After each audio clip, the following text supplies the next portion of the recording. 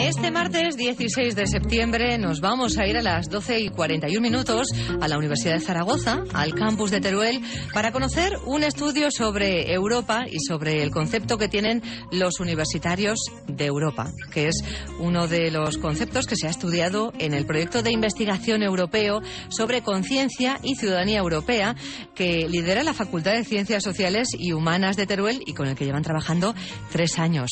Están además en 3 países, en España, en Francia y en Italia. El profesor responsable del mismo nos ha adelantado que la semana que viene, concretamente el día 25 de septiembre, van a difundir en el Parlamento Europeo en Bruselas los resultados del trabajo realizado. Y nos ha parecido conveniente comenzar conociéndolo aquí, en casa, esta mañana. Así que tenemos con nosotros a Miguel Ángel Benítez, que es el profesor de Filología Inglesa que coordina este equipo. Muy buenos días. Buenos días. Desde finales de 2022, trabajando en ello, ¿verdad? Conociendo cuál es esa conciencia europea de los universitarios a través de diferentes vías. ¿Qué sería lo principal que han determinado durante este tiempo? Vale, bueno, antes de nada, pues de nuevo agradeceros la oportunidad de poder difundir algunos de los resultados de este proyecto. El proyecto Format Play, o sea, la idea del proyecto y obviamente la coordinación del proyecto proviene de la Universidad de Murcia, ¿de acuerdo? Del profesor Pascual Pérez Paredes, que en el año 2016 aproximadamente, él se encontraba en ese momento en Inglaterra, ¿de acuerdo? Entonces, en ese momento, tuvo lugar algo bastante negativo, que fue el Brexit, ¿de acuerdo? Entonces, a raíz del Brexit, se generó, digamos, en toda Europa una serie de movimientos, una serie de sentimientos, digamos, antieuropeos, cuestionando lo que significa ser europeo, la libertad de movimiento, etcétera, etcétera, etcétera. Entonces, a raíz de esa experiencia, digamos que el profesor Pascual Pérez Paredes, reunió o generó, digamos, este consorcio, de acuerdo, de diferentes socios, que incluyen, compañeros en la Universidad de Perpignan, en Francia, 2 universidades en Italia, Napoli Oriental y Napoli Parténope, ¿de acuerdo? Y en España, la Universidad de Zaragoza, la Universidad de Granada y obviamente la Universidad de Murcia. Entonces, nosotros desde la Universidad de Zaragoza hemos hemos liderado uno de los equipos y paquetes de trabajo, ¿de acuerdo? Que es precisamente el que tiene que ver con el diseño de materiales pedagógicos que surgen de una de las piedras angulares del proyecto. Una de las piedras angulares del proyecto ha sido el recoger testimonios de vida de 100 ciudadanos europeos, ¿de acuerdo?, que viven y trabajan en los 3 países del proyecto, en España, Italia y Francia, pero que no son de esos países. Por ejemplo, una persona, digamos, francesa viviendo en España, una persona española viviendo en Italia. El objetivo principal de recoger todas estas entrevistas y testimonios de vida es intentar un poco descubrir cuál es la experiencia de la ciudadanía europea con respecto al concepto de Europa, con respecto al concepto de libertad de movimiento, el concepto de fronteras, etcétera, etcétera, etcétera. Y también cuál es la perspectiva de cada uno de los países, ¿no? Efectivamente, sí, es decir, cuál es la perspectiva de cada uno de los ciudadanos como nacionales de diferentes países de Europa. La pregunta de un poco que nos hemos encontrado en las entrevistas de ¿hay ciudadanos europeos de primera, de segunda? Me refiero, ¿la inclusión en Europa es verdadera, no es verdadera?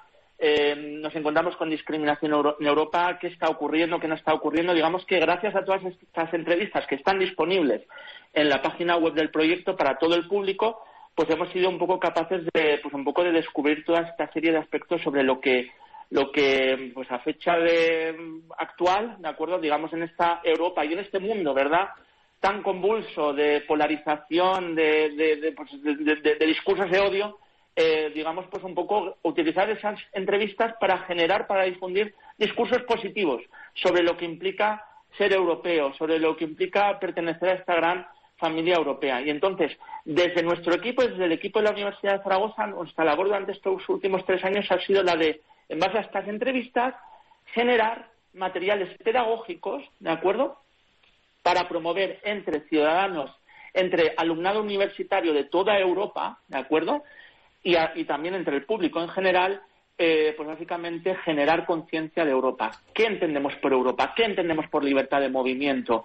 ¿Qué entendemos por inclusión? ¿Es lo mismo inclusión que integración, que adaptación? ¿Qué entendemos por, discriminación frente a estereotipo? Y todo ello en base a los testimonios que hemos extraído de las diferentes entrevistas. Entonces, a grandes rasgos sería un poco un resumen de nuestra contribución a este proyecto tan importante a la vez que complejo. No hay duda. Dice generar conciencia de Europa y yo casi me plantearía el recuperar la conciencia de Europa, ¿no? Efectivamente. Es precisamente ese momento que mencionaba que les hace reflexionar el momento del Brexit, cuando Reino Unido finalmente termina abandonando la Unión Europea a finales de 2020, cuando comienza a cambiar Europa, ¿no? Llega también una crisis de fronteras tremenda sin resolver todavía, el auge de nacionalismos, la cierta pérdida de identidad y de lucha europea, que sobre todo en los últimos meses se está viendo como es una realidad, que es así, ¿no? Y una de las preguntas que planteaba hace un instante es que les han dicho a estas 100 personas, esos 100 testimonios, ¿hay ciudadanos de primera y de segunda ahora mismo en Europa? ¿Cuál ha sido la respuesta mayoritaria? Pues lo que hemos podido descubrir en las entrevistas es que, pues bueno, a modo de resumen, digamos a grandes rasgos, en los testimonios de vida, vamos a hablar de estos ciudadanos, sí que lo que se descubre es que pues dentro de Europa se habla de ciudadanos de primera incluso de acentos, entiéndeme, o sea, de acentos de primera y segunda. Entonces se dice que, por ejemplo, si tienes un acento, por ejemplo, si vives en España y tienes un acento inglés o tienes un acento francés, tienes un acento alemán, digamos que no pasa nada y la gente pues te considera bien, estás bien visto, etcétera, etcétera, etcétera. ¿Qué pasa cuando tienes pues a lo mejor un acento de Europa del Este, etcétera, etcétera, etcétera? Pues es ahí donde nos hemos encontrado con bastantes testimonios de ciudadanos pues que son nacionales de diferentes países de Europa del Este, donde pues básicamente nos hablan de pues, digamos esas diferencias, de esos más o menos como microagresiones, micro y macro, tanto micro como macro racismos, episodios que han sufrido pues simplemente por eso, porque su origen geográfico es de un país pues digamos de la Europa del Este. Entonces, y eso es algo que ciertamente preocupa y es algo ciertamente pues desafortunado. Europa del Este, y me imagino que los vecinos del sur nos sentimos en una situación parecida, ¿no? No sé si eso se ha reflejado España, Portugal, Italia, que está también dentro del proyecto, como inferiores, y lo estoy entrecomillando, no se me ve, pero entrecomillo, en la radio, a Centro Europa o al norte de Europa, incluso más, ¿no? Claro, sí, efectivamente, sí.